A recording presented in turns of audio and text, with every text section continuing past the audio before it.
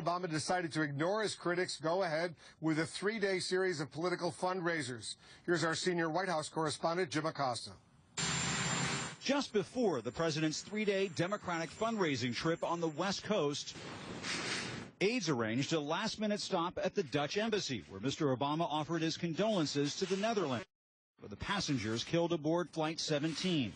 We will work with them to make sure that loved ones are recovered, that a proper investigation is conducted, and that ultimately justice is done. The White House message was, in part, the president can multitask.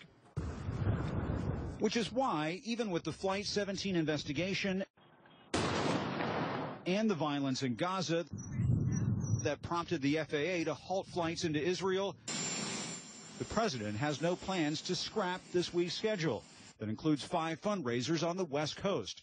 Counting the donor events he's already done this month, that's 11 for July, on average 1 every other day. Criticism started last week when the president stuck to his photo ops and fundraisers in the hours after the crash. But I can't imagine Eisenhower or Reagan or Kennedy or Bill Clinton doing this. White House aides defend the president's schedule. He's got his own airplane. He's got dedicated phone lines. He has senior advisors who will be accompanying him every step of the way.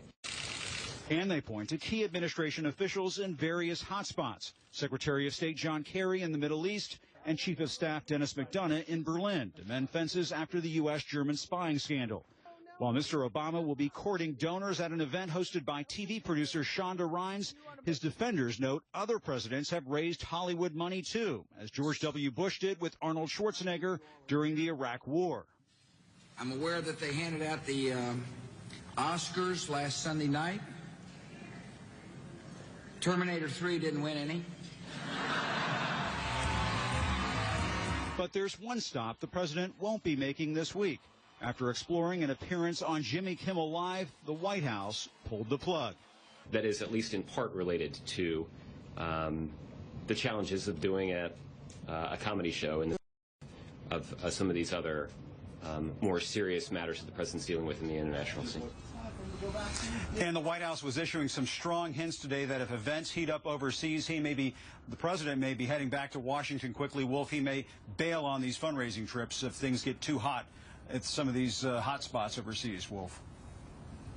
Looks like it's getting hotter and hotter. Jim Acosta at the White House. Thanks very much. Coming up, we'll have much more of the breaking news. The FAA temporarily banning all U.S. flights to and from Tel Aviv. I'll talk about that with the head of Israel's Civil Aviation Authority. Our special report live from Jerusalem.